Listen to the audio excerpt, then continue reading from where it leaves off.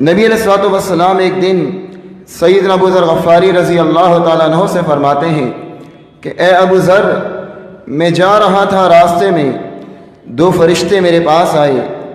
ایک فرشتہ میرے قریب آ گیا اور ایک فرشتہ زمین اور آسمان کے درمیان معلق ہو گیا۔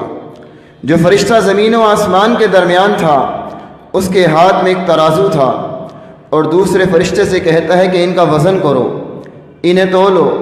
نبی علیہ الصلوۃ والسلام فرماتے ہیں کہ مجھے تولا گیا، ترازو کے ایک پلڑے میں مجھے رکھا گیا اور ترازو کے دوسرے پلڑے میں ایک انسان کو رکھا گیا۔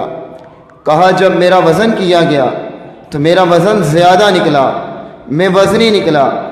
فرشتے نے کہا انہیں دو انسانوں سے تولو۔ کہا کہ مجھے دو انسانوں سے تولا گیا، میرا وزن پھر زیادہ نکلا، میرا وزن بھاری نکلا۔ فرشتے نے کہا انہیں 10 انسانوں سے تولو۔ کہا کہ مجھے 10 انسانوں سے تولا گیا، میرا وزن پھر بھی زیادہ نکلا۔ فرشتے نے کہا انہیں 100 انسانوں سے تولو۔ کہا کہ 100 سے تولا گیا، میرا وزن پھر بھی زیادہ نکلا۔ کہا کہ انہیں 1000 انسانوں سے تولو۔ نبی علیہ الصلوۃ والسلام فرماتے ہیں مجھے 1000 انسانوں سے تولا گیا، میرا وزن پھر بھی زیادہ نکلا۔ پھر فرشتہ کہتا ہے، سلسلۃ الصحیحہ کے اندر 2629 حدیث نمبر ہے، صحیح روایت ہے۔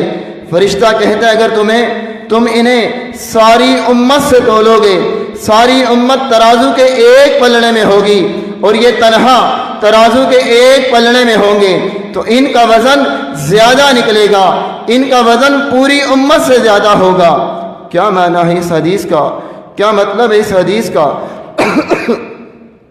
کہ اگر ایک طرف ترازو کے ایک پلڑے میں ایک انسان کی بات ہو، 2 انسانوں کی باتیں ہوں، 10 انسانوں کی باتیں ہوں، 1000 انسانوں کی باتیں ہوں، یا ترازو کے ایک پلڑے میں ساری امت کی بات ہو، ابو بکر کی بھی بات ہو، عمر کی بھی بات ہو، عثمان کی بھی بات ہو، علی کی بھی بات ہو، طلحہ کی بھی بات ہو، زبیر کی بھی بات ہو، عبد الرحمن بن عوف کی بھی بات ہو، ابو عبیدہ بن جراح رضوان اللہ علیہم اجمعین، ان تمام صحابہ کی بات ہو، امام ابو حنیفہ کی بھی بات ہو، امام شافعی کی بھی بات ہو، امام مالک کی بھی بات ہو، امام احمد بن حنبل کی بھی بات ہو رحمہ اللہ علیہ اجمعین، یہ تمام ائمہ، تمام محدثین، تمام تابعین، تمام اولیاء اللہ ترازو کے ایک پلڑے میں ہو، دوسرے پلڑے میں تنہا محمد الرسول اللہ صلی اللہ علیہ وسلم کی بات ہو، اللہ کی قسم ان کی بات کا وزن ساری امت سے بھاری ہوگا۔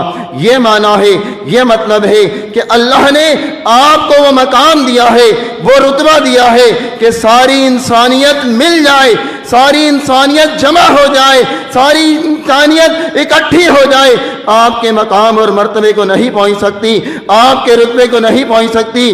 جو عزت، جو شرف، جو مقام، جو رتبہ، جو عہدہ، جو فضیلت اللہ نے آپ کو عطا کی ہے، اس کائنات کے اندر کسی اور کو عطا نہیں کی۔ یہ فضیلت اللہ نے آپ کو دی اور امت پر لازم کر دیا کہ ساری امت اس وقت تک مومن نہیں ہو سکتی جب تک آپ سے محبت نہ کرے۔ محبت آپ کی انسان کے دل میں نہ ہو وہ مومن نہیں ہو سکتا۔ محبت کی بات کیوں کہی گئی؟ یہ کیوں کہا گیا لا یؤمن احدکم حتی اکون احب الیہ من والدہ وولدہ والناس اجمعین، کہ کوئی شخص مومن نہیں ہو سکتا جب تک امام کائنات محمد الرسول اللہ صلی اللہ علیہ وسلم سے سب سے بڑھ کر محبت نہ کرے، کیونکہ محبت اتباع کی دلیل ہوتی ہے۔ انسان جس سے محبت کرتا ہے، جس کے انسان دل میں محبت رکھتا ہے، اس کی خاطر ساری دنیا کو چھوڑ دیتا ہے، ساری دنیا کو ٹھکرا دیتا ہے، ساری باتیں رد کر دیتا ہے، انسان محبت سے مجبور ہو جاتا ہے۔ اب جس کے دل میں نبی علیہ الصلوۃ والسلام کی محبت ہوگی وہ آپ کی خاطر ماں باپ کو بھی چھوڑ دے گا، اولاد کو بھی چھوڑ دے گا، رسم و رواج کو بھی چھوڑ دے گا، برادری کو بھی چھوڑ دے گا، قوم اور قبیلے کو بھی چھوڑ دے گا۔ اس کے دل میں یہ بات ہوگی، آپ کی بات نہیں چھوٹنی چاہیے، آپ کا ساتھ نہیں چھوٹنا چاہیے. برادری چھٹتی ہے چھٹ جائے, قوم چھٹتی ہے چھٹ جائے, بڑے چھٹتے ہیں چھٹ جائے, عہدہ چھٹتا ہے چھٹ جائے, اگر نہ چھٹے تو مصطفیٰ کا دامن نہ چھٹے, آپ کا ساتھ نہ چھٹے, آپ کی بات نہ چھٹے. اور یہ کردار صحابہ نے اپنا کر دکھلایا, صحابہ نے یہ منہج سمجھا دیا, صحابہ کا طریقہ ہمارے لیے مشعل راہ ہے. اللہ نے فرمایا فَإِنْ آمَنُوا بِمِثْلِ مَا آمَنْتُمْ بِهِ